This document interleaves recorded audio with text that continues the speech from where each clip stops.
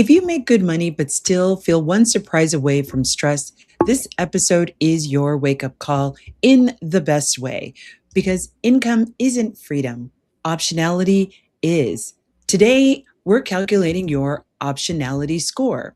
How flexible your life really is over the next 90 days across cash, time, income, and decision making, so you can stop guessing and start making the moves that buy back real choices. Grab the worksheet on the website and watch the YouTube deep dive after the episode. Let's score it. Yeah. So they might go ways What's happening, my amazing optionality builders, my high earners? We are building real power on purpose. Welcome back to the Do Different Better show, where we talk wealth, wisdom, and money moves without shame, without fluff, and without the just stop buying coffee nonsense. I'm your host, Elaine Rasmussen, your wealth identity coach and money co-pilot. Today, we're doing something that gives instant financial clarity. This episode is called Your Optionality Score. How flexible is your life in the next 90 days? And I'm asking you that exact question because it exposes the thing most people actually miss. Income is not the same as freedom. Optionality is freedom. You can earn good money and still feel financially tight or insecure. You can have a high salary and still feel like one surprise expense could throw off your whole entire month or maybe even your life. And if that's you, you're not crazy and you probably aren't irresponsible. And more than likely, you're not necessarily bad with money. You likely have a low optionality system. So here's the cold open question that tells the actual truth. If your income dropped 20% for 90 days, what in your life will break first? Is it housing? Is it debt payments that you have? Is it childcare? Or could it be your ability to invest or continually invest? Or is it your ability to help your family? Or maybe it's just your nervous system. If you don't know the answer today, we're going to fix that because this episode is a diagnostic. Think of it as a money MRI, not a moral judgment or a measurement. So let's first define financial optionality in plain English. Here's what I'm talking about. Financial optionality is the ability to choose without living in panic or your nervous system going on red. It's liquidity. Remember, liquidity is what amount of cash can we access in a very short amount of time? It's flexibility. It's low obligation load. Optionality shows up when you can say no to something that isn't necessarily aligned with your life or your values, handle a surprise expense without more debt, make a clear career move without feeling like you're spiraling in the one that you're in. It also allows you to invest consistently without second guessing every major headline that you see in the news or on TikTok. It also allows you to take a break and not feel like the sky is falling. And the reason why this hits high earners especially so hard is because high earners is a lot of you are living on a very strong income with a very fragile structure. That might be why you hear some people say, I make good money, but why do I still feel broke? The answer usually is one of these, that your fixed costs are just too high or they've continuously grown as you have developed more income or higher income. Maybe your debt payments are now so stacked that most of your money is going to your housing and paying those debts. There might also be no financial baseline or clarity. Or if you have a buffer, the buffers are super, super thin and very, very fragile as well. Another reason could be you have obligations that are really heavy. If you're operating as a family CEO, not just for your nuclear family, but your extended family and providing community support, you might have a level of over responsibility. It could be that your administration around money is very chaotic or non existent. And it could be that you're just overexposed to the noise, the financial noise that's out there. So you keep actually renegotiating or relitigating the plan that you actually currently have. All of this creates financial overwhelm and money anxiety, even when your income looks really good. So let me connect this to the wealth capacity really quick because it's directly related. So remember, we've talked about wealth capacity is why your life feels heavy, even when the numbers work theoretically. Wealth capacity is what your life can actually hold without breaking. If your life is already full of work and family and leadership obligations, caregiving, your capacity for complex money management is lower than you might think that it is. So then what happens? You delay decisions, you avoid checking those statements, or you overcheck, or you overthink, and your nervous system starts to stay on high alert. That's why financial wellness for women has become more than just about budget. It has to be about systems that reduce your cognitive load because women, especially high capacity women, are carrying a lot. Now, you're going to use your wealth identity language lightly here because your pattern shapes where optionality might be getting lost in the sauce. So, now remember, your wealth identity is the pattern behind your optionality problems or barriers, right? So, again, if you're a builder, you have complexity creep. You build a life in a system that requires constant attention when you may not have the time or the energy. For my caretakers, you have over responsibility. You fund stability for others before you've actually created your own solid ground. For the maximizers, you end up stacking. You optimize and compare and chase best moves, which increases your anxiety. And for my minimalist strategists, you are avoiding. You delay admin and the costs drift until they become so heavy and you can't help but have to deal with them. But now there's all these extra fees or late payments that are now creeped up to make that obligation even bigger than it originally was.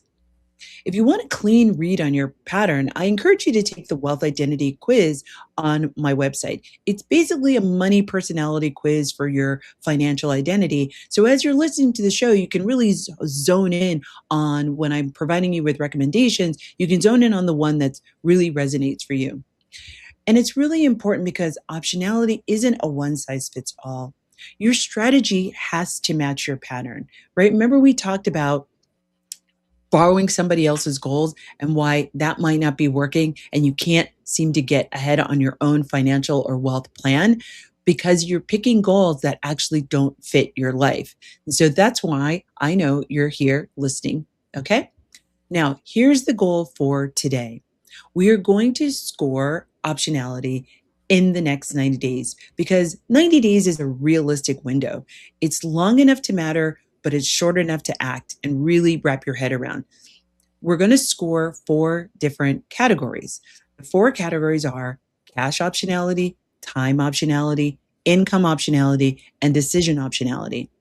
And then you'll build a simple 30-day plan, one with a quick win and one with a big lever. All right. So if you can, open the notes on your phone. If you're driving, just listen and do it later. Bookmark this, and you can use the worksheet from the website to help you sit down and do this. But schedule it. When are you going to do it? That's the only way that you're going to actually do it. So I hope that this is giving you a little bit of more perspective on what not only we're going to be talking about today, but the difference between identifying what you're making in your income or revenue from your business and actually what are the options that are available to you and why this is important. It's really important because we're going to talk about this in the next segment is how your score actually begins to tell you what is happening and where you might want to decide to focus on first. So we just talked about the 4 categories. I don't recommend you try to tackle them all at once. It's never a good idea. You're only going to cause yourself more anxiety, more stress, and probably more guilt and shame for not being able to be in a different place. I want you to let all of that go, right? I'm going to follow after we actually figure out what your score is. I'm going to walk you through how to craft your plan. And so when you craft your plan, again, bookmark this episode so that you can actually sit down and really think through it. It's not going to take you very long. So maybe you'll need 20 or 30 minutes at the max, but it's really important that you sit down and do this because it's really going to help you with all the episodes that are going to be coming up next. Now, if you like what you're hearing, don't forget that you can also watch this episode and others on YouTube. You can go to AM 950 and select Do Different Better, or you can watch it on YouTube at Do Different Better. That's the handle. And you can also catch clips about this on Instagram that you can share with your friends if you're really digging the content and you're digging the show. And you can go to Instagram at Do Better with Elaine. If you're not sure that you can do this on your own, I want you to really check out some of our upcoming virtual and in-person events at www.dodifferentbetter.com. We've got an event coming up on May 12th, as well as an event that's coming up on June 27th. That will be an in-person event. The May 12th event will be a virtual event.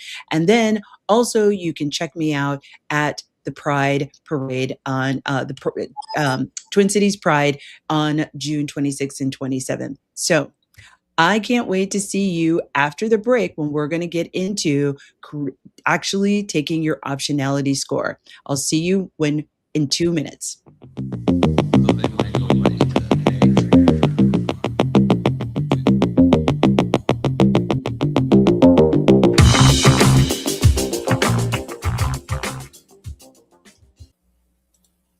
yeah. So they might go right to Welcome back to the Do Different Better show. I'm your host, Elaine Rasmussen, your wealth alignment coach and your money co-pilot. Okay, we spent the first part talking about what is optionality and why optionality is important. So now what we're going to get into is the optionality score. So again, if you're listening to this in the car, go ahead and listen to this so you kind of get oriented to it. But then I want you to bookmark this so you can go back, sit down, and work on this. And you're going to download the score sheet, and then you're going to take this quick scoring to be able to see what's level of optionality are you sitting at so you can actually craft a plan that's going to help get you to where you're trying to go. Now, here's a quick note. This is not a test you pass or fail. Okay? For all my high achievers, all my type A's, this is data. This is information. It is not about, I scored 100. That's not the goal here, okay? This is a snapshot that gives you financial clarity. So we can honestly and objectively see where you are right now. So you can see where the gap is of where you are right now to where you want to be. Now, we are going to score each category on a scoring system of 0 to 5. Your total score is going to be between 0 and 20. So you can only get 20 points. If you score between 0 and 6, that's really going to give you that you're very, very fragile and very, very reactive. So it's information, okay? Not judgment, not shame. Next is 7 to 13. It means you're stable-ish, but you might have some constraints. That's okay. I'm also going to help you come up with some ways to deal with that, all right? And if you're 14 to 20, you are very flexible and building even more power. Again, no shame, just strategy. So now let's talk about the categories, right? I told you there are 4 categories. So here they are, and here are the questions. So your cash optionality is about liquidity, how much cash you have access to in a very short amount of time. And it's also about optionality is about safety, right? Meaning that you are safe from something catastrophically hitting you that will take you off your game. So here's the question I want you to ask yourself. Question 1. Do I know what my financial baseline is? And remember, baseline means the minimal viable month of expenses. These are your housing, utilities, food, transportation, insurance, and your minimum debt payments. Now, here's how you're going to give yourself a number. If you give yourself a 0 if you have absolutely no idea what your baseline is, and it's okay, right? This is all information. 1 through 2, if you have a rough guess of what your baseline is, and give yourself a 3 to 5 if yes, I know it and it's written down. All right? Question 2. Can I cover a $1,000 surprise without going into debt? Give yourself a 0 if no, I'm automatically putting it on a credit card. Give yourself a -3 if you're partly, right? And to give yourself a -5 if yes, I can do this without stress, right? Now, question 3. How many months of baseline could I cover if my income actually dips? This is your emergency savings, all right? So give yourself a 0 if it's less than 2 weeks. Give yourself a 2 if it's about 1 month. Give yourself a 3 or a 4 if you've got 2 to 3 months, and give yourself a 5 if you've got 3+ months that you have with confidence, all right? Now, I want you to give yourself a cash optionality score based on those questions. Okay? Have you thought about it? Have you added it up in your head? Or if you're sitting down, have you got it? Okay. Now let's connect this to our baseline buffer brick house framework. So once again, for those of you maybe listening for the first time, your baseline is that what are your minimal expenses to keep living? Your buffer is your shock absorber fund, and your brick house is your true resilience fund, right? These are all the different levels of money that you've got. Cash optionality is built by that stack, okay? Now, we're going to go into category 2. We're going to talk about time optionality. Time optionality is about your wealth capacity and your ability to implement decisions without being burnt out. So, here are the questions. Question 1. Do I have time to manage money without panicking or without stressing out? Give yourself a 0 if no, I avoid it completely. A 2 or 3, or if I can squeeze it in sometimes. And give yourself a 5 if it's yes, I have a weekly reset and monthly close. If you've been listening to the show, many of you might be a 5, okay? Because you've been hanging with me for a while. Question number 2. Is my life overloaded? If your schedule is packed and you're constantly fatigued, optionality is low because you can't actually execute despite you wanting to. So I want you to put down 0 if you feel overloaded constantly. I want you to give yourself a 3 if it's manageable. And I want you to give yourself a 5 if you're like, yes, I have lots of breathing room. Okay. Next question. Question number 3. Do I have recovery capacity? What I mean by this is if something happens, do you have time to handle it without your whole life collapsing? Give yourself a 0 if you have 0 slack. There's no room. And I want you to give yourself a 5 if you have some slack. Now, give yourself a time optionality score on a 0 to 5, right? So what's your time optionality score? Okay, you got it? Great. Now we're going to move on to category 3, which is your income optionality. Income optionality is your ability to replace income or shift it if needed. So here are your questions. Question 1. How many income sources do I have? Give yourself a 0 if you have one fragile income source. That might be you are on straight commission and you might be new to a job. You might have a fragile source of income that's only one stream. I want you to give yourself a 3 if you have one primary income source and a small secondary one. Maybe you've got a side hustle. Maybe you sell desserts during the holiday season. Maybe you have digital downloads that you have on Etsy. If you've got a secondary income and a primary income, give yourself a 3. And I want you to give yourself a 5 if you have multiple meaningful streams or a strong pipeline of income. Maybe you have a rental property, you have a job, but you also have maybe a side hustle that is driving revenue that you don't necessarily have to manage in any significant way. Now, here's question number 2. If I lost my job or key client, how fast could I replace that income? Give yourself a 0 if the answer is, I have absolutely no idea how long it would take me to replace that. Give yourself a 2 or a 3 that maybe I could do that. I could replace that in 3 to 6 months. And I want you to give yourself a 5, meaning I have a pipeline of skills and network. I will be able to rebound very, very quickly. Okay, question number 3. Do I have runway? This goes back to having an emergency savings and a brick house, right? So I want you to give yourself a 0 if you have absolutely no runway. And I want you to give yourself a 5 of, yes, I have enough to pivot without panicking, right? Going into a deep depression and crying in a ball in a corner somewhere in my house. Give yourself an income optionality score. So add those together and then give yourself an optionality score.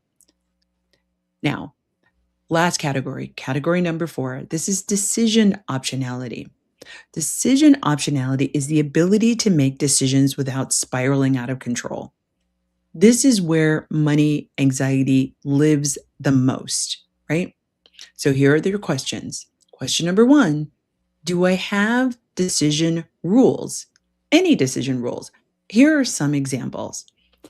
You might have a checking rule, you might have a 24-hour rule, you may have a 1 in, 1 out rule, or you might have an investing cadence. We've talked about this in the last couple of episodes, so you might want to check those out if those are new concepts you've never heard them before.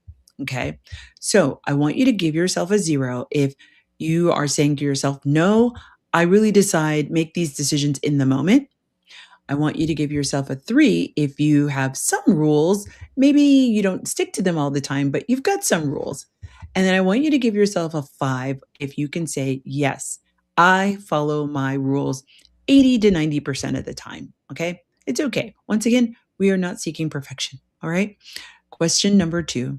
Do headlines that I read on TikTok or Instagram or on the news change my behavior in any way? If the answer is yes, I react, I want you to give yourself a 0. If you're like, sometimes, then give yourself a 3. And if your answer is no, I review and make decisions on a very specific cadence, then I want you to give yourself a 5. You're amazing, which also tells me you've been listening to the show for a while. You're a subscriber. And then question 3, do I second guess myself constantly? If you are doing this daily, I want you to give yourself a 0. Sorry, I know that's harsh. Okay. If you're doing this occasionally, go ahead and give yourself a 3. And if it's rarely, my system is trusted, it's reliable, give yourself a 5. Now, give yourself a decision optionality score of 0 to 5. Okay. Now I want you to total your score. I want you to add up all 4 numbers from each one of these optionalities. Okay, now your total optionality is going to be out of 20. All right, now here's the interpretation again. I gave it to you at the top, and now I'm going to give it to you again. If you're between a 0 and a 6, this is what I call fragile optionality, meaning you need baseline clarity, which is why you're listening to the show. And you need to build a buffer and obligation reduction. You need to take some of these obligations that you have and bring them down so you can create more breathing room, right? That's what we're trying to do. Create more breathing room. If you're a 7 to a 13, once again, you're stable-ish, but you've got some constraints. You need some targeted restructuring and some decision rules that help guide your reaction. Okay. And if you're a 14 through 20, you have lots of flexibility. So our goal is going to be to protect it and start positioning you for leverage, right? And we're going to be talking about leverage in the summertime. All right. Now, I also want you to identify your top 2 weak categories. Those are your leverage point. Take the ones where you scored the least in that optionality. Those are the ones that we are actually going to focus on. And we need to identify that before we start creating a plan. And again, I don't want you to think that you're going to work on these all four at the same time. First of all, that's how you start to create more stress and anxiety, and you feel failure because you actually begin to move nothing. So, we're really going to focus, start in really, really lean, really, really crisp, because remember, forward action creates traction, right? You're going to hear me say that a lot. Forward action creates traction, but we've got to be focused in our forward action so we actually can begin to see what is actually working, what's not working, where we need to make adjustments, and then create that as a system that works on its own, right? Then you can move to then working on the next thing that you find might be a place you want to concentrate your time and attention. So, before we get into a plan, I want you to name your two biggest option killers. Here are some common ones, okay? High fixed costs. Maybe you moved into a house that you've moved into a home because you have a new income, you've moved into a bigger home. Everything's going to be more. You're going to be paying more for replacement costs for things when they break down. You're going to have a higher mortgage. Do you have a lot of stacked debt? Maybe it's a lot of credit cards. Maybe when you got that new job or you got that promotion, you went out and bought a new car for yourself and a new car for your partner. So now you have these two high end expenses. And now with gas prices going up, that's now another expense, right?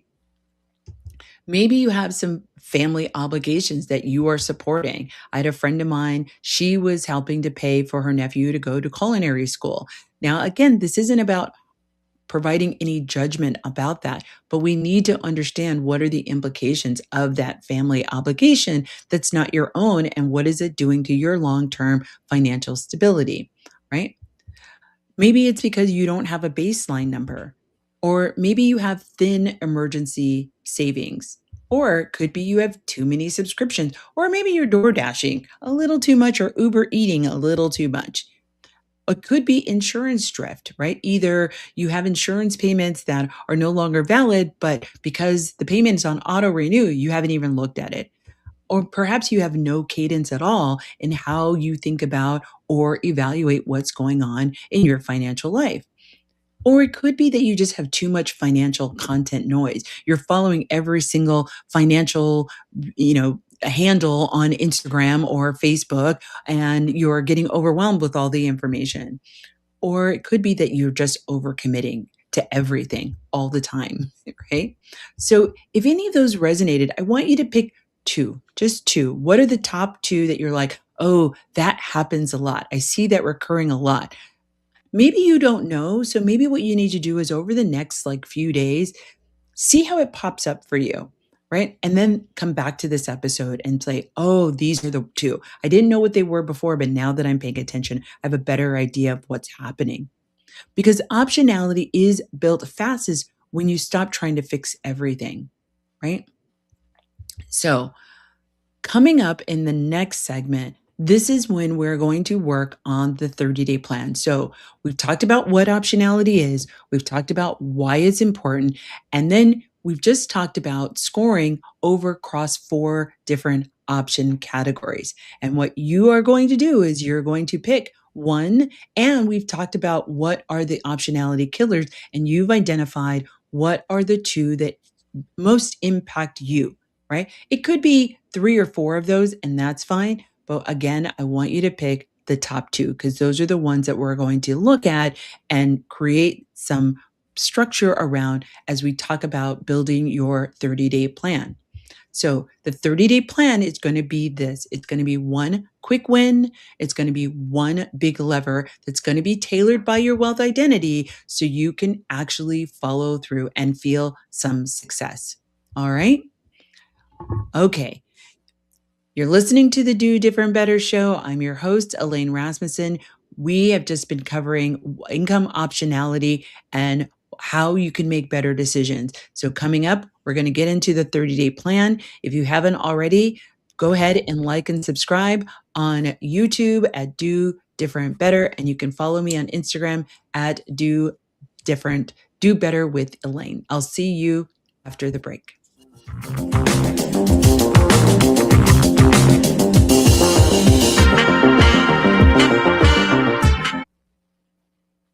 Yeah. So they might go money to Welcome back, my money move makers. You are listening to the Do Different Better show. I'm your host, Elaine Rasmussen. I am your wealth alignment coach and money co-pilot. So great to have you here. If you're just now joining us, we've been talking about optionality, which is the second letter in my soul framework. The first part of the year, we've talked about stability and what you might need to actually create stability. And we need stability before we move into optionality. We've got to have a very stable ground before we start to create where we can have options. So in the first part of the show, I talked about what optionality is, why it's important. And then I had you create and give yourself an optionality score. Again, no judgment, this isn't no shame, right? This is so that we have a clear understanding of like where you're actually sitting. So then we can build a plan that's based on where you are, not where you think you are or where you think you should be, but actually where you are so that we know the plan that we create is actually going to stick and is going to be sustainable and you're able to maintain it ongoing. We also talked about what might be the things that kill optionality. And I asked you to pick what are the top 2 things that are killing your optionality, because those are the things that we need to think about as we move into the plan. If you haven't taken your wealth identity quiz to find out what your wealth identity is, please go over to www.dodifferentbetter.com, take the wealth identity quiz, because the answers that I'm going to give you and the recommendations that I'm going to make on building your plan are going to be based on your identity. So I want you to know what your wealth identity is so that as you're listening, you can take the tips that actually correlate to you. But you might be able to just listen in and be like, oh yeah, that's me. And then be able to build your plan based on that. But you can go back and confirm your wealth identity afterwards. So again, right now we're going to build the plan based on what we've talked about earlier. And I'm going to keep it very, very simple because simplicity is what actually converts and helps you build traction. Your 30-day plan is going to have 2 targets. One, I want you to have a quick win that creates some immediate slack for you, right? And slack is what creates optionality. And then number 2 is you're going to have one big lever. So think about the slot machine, right? They don't even have levers anymore. But remember back in the day, if you look at old movies, the slot machines had the big lever. We're going to do that. We want to pull one big lever that's going to create some structural freedom. All right. So your quick wins should be high control, low pain, and fast results. Okay, those are our criteria for creating our quick win. And here are some of the best ones, particularly for my high earners. Option A, doing a full subscription sweep. This is taking the time. Yes, you're going to need to take the time, but there are some apps that will also help you do this, right? I want you to cancel or downgrade 5 recurring charges. Excuse me, right? Even $150 a month is $1,800 a year of optionality. So if you're using one of these platforms like a Rocket Money or Monarch or Plink, they might do this for you where you can go and ask for it to pull down all of your recurring charges across all the different credit cards that you have them on or debit accounts that you have them connected to. And it can give you that list. And I want you to pick 5. You probably have far more than you think. You probably think, Elaine, I only have 5. I doubt it in today's age. I know I don't have 5. I was arrogant to think that I only have a few until I looked at my account. I was like, ooh, yeah, I have a lot more than I think they do. And you want to be mindful of not looking at just the monthly ones, but look at the annual ones. Those are the ones that get you, right? And think about, can I go without this for at least a short amount of time? Maybe it's that annual subscription to that particular platform that you rarely use, but it comes annually. Don't forget to look at your annual subscriptions, not just your monthly recurring charges, because those are also recurring as well. And they're easy to forget because they're only annual. So you might have to go through all of your bank account for the entire year to find out. And you might, if you don't have a platform like a Monarch or something like that, or a Rocket Money, you can just take your statements and you can put them into your favorite GPT and say, hey, I want you to look at these last 5 years of statements or 2 years of statements and tell me what are the annual subscriptions that you see here. Put them in a table of who they are, what they're for, and how often I might be using them, right? So you can do something like that. You don't necessarily have to make this a painstaking process. You can leverage AI to help support you to get to some answers very, very quickly. Now, option B is negotiate one recurring bill. This could be your phone, it could be internet, it could be insurance. It's any type of service plan, right? And this is what you're going to do. This could be a 10-minute call that actually saves you hundreds. You might even be able to use their chat function on their website for the particular service, right? I've done this. I cannot tell you how many times. It's amazing. Call your cable company and say, hey, can you look at my account and see where there might be some cost savings? Or you can say, hey, I saw that there is a commercial of giving new customers this discount. I want that discount because I've been a longtime customer. If they tell you no, you can say, I'm considering moving to another platform or another service provider. Now, sometimes with cable, we don't have that option, but with streaming services, maybe you replace your cable with the streaming, right? And now, but again, remember we talked about in the second segment, one in, one out. You're swapping, you're not adding. Okay. So if your favorite TV show that you're watching on cable is actually available by streaming, that might provide you with cost savings as well, because you're not paying for a whole cable set of mostly channels that you don't even watch, right? Going to your credit cards and asking them if you've got an annual fee on your credit card, asking them to waive the fee for that year. For some of these credit cards, especially for my high earners, you might be with an American Express card or something like that. They're charging you $800, $900, $1,000 for the year, and you're getting all these benefits. So maybe what you do is like, hey, can you waive this for 1 year? I've been a long time customer. Waive it. That's $1,000 that now you can leverage to be able to put into your flex fund, your baseline fund, your buffer, or your brick house fund. All right. Now here's option C. Option C is automation. I love automation. This is you're going to auto transfer $25 to $100 a week into your flex fund or your buffer fund. All right. And we just talked about flex fund in the previous episode.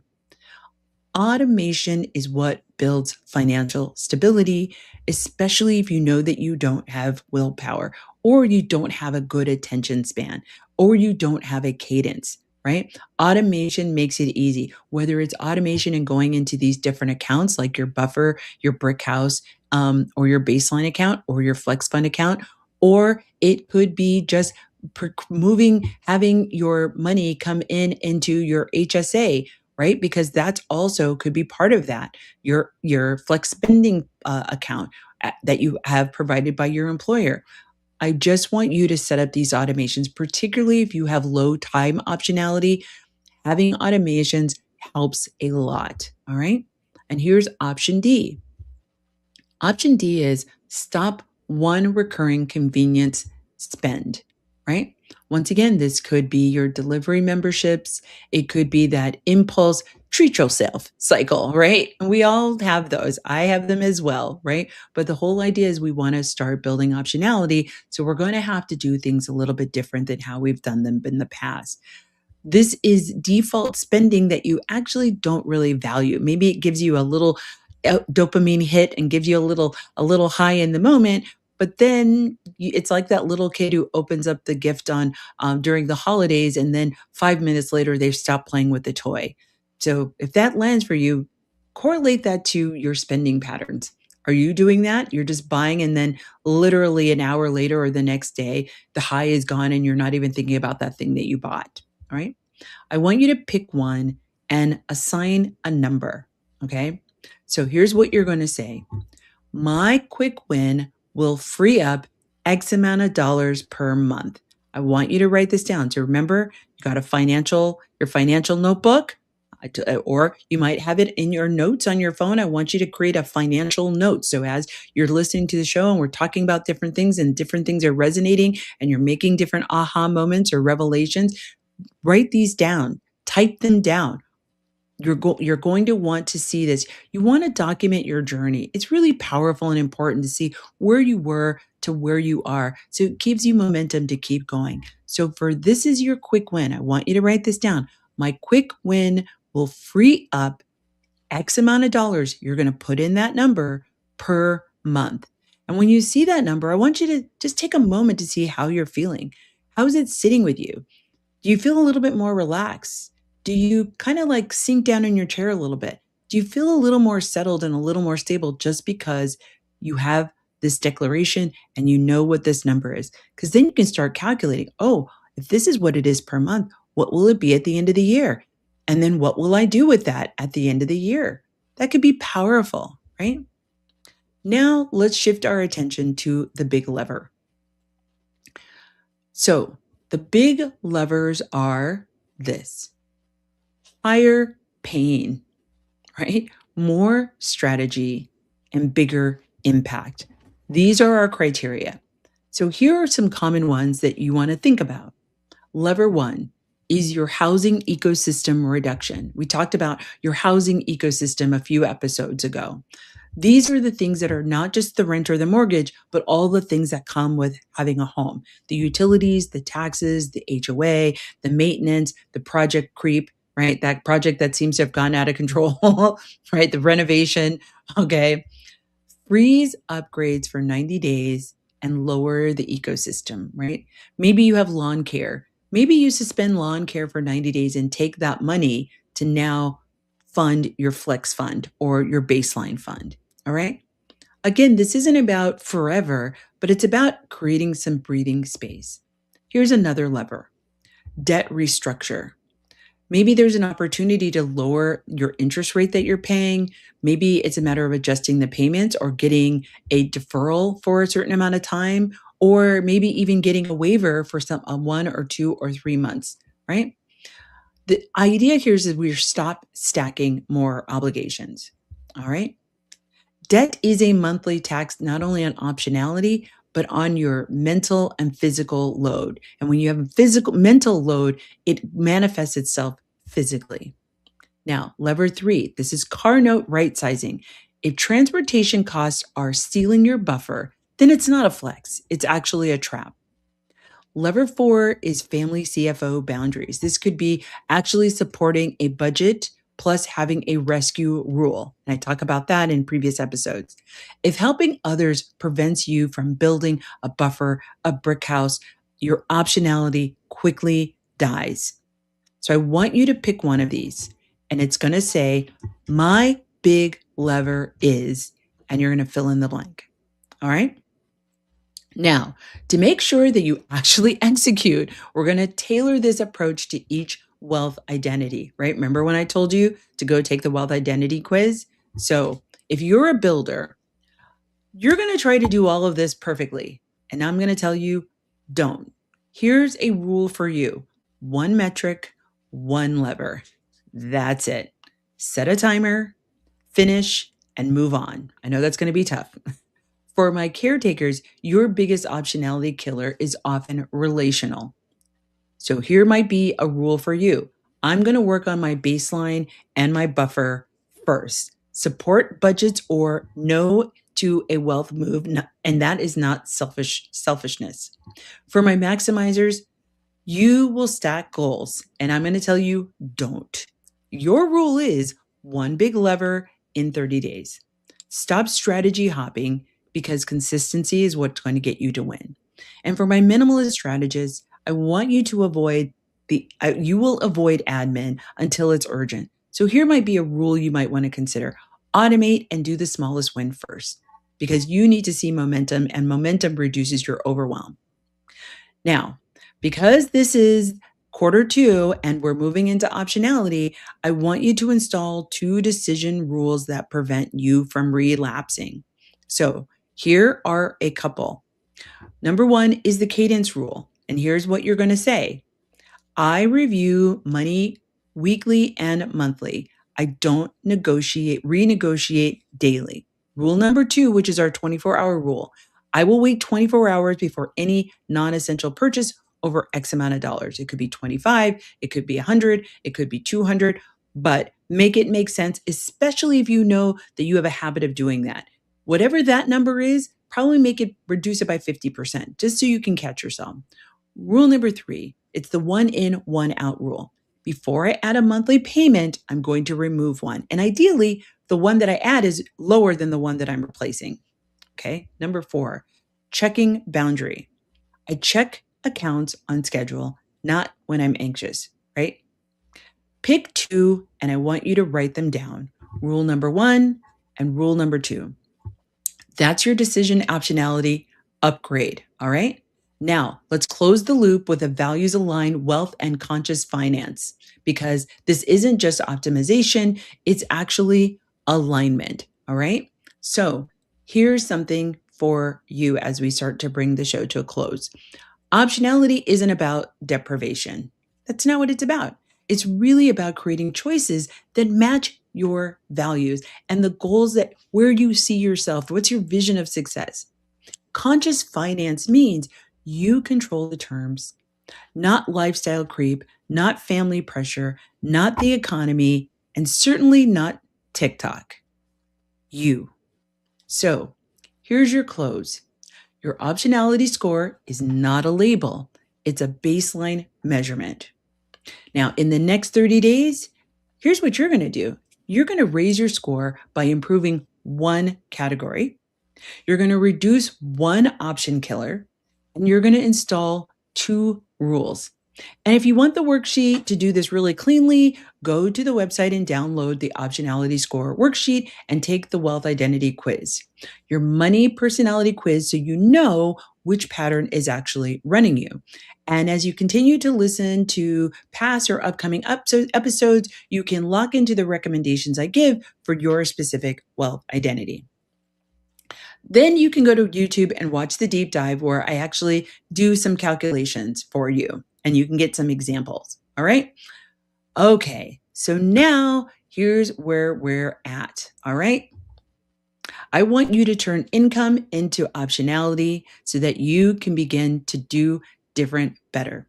Thanks for listening to this episode. You've been listening to Do Different Better. I'm your host, Elaine Rasmussen, and I can't wait to see you next time.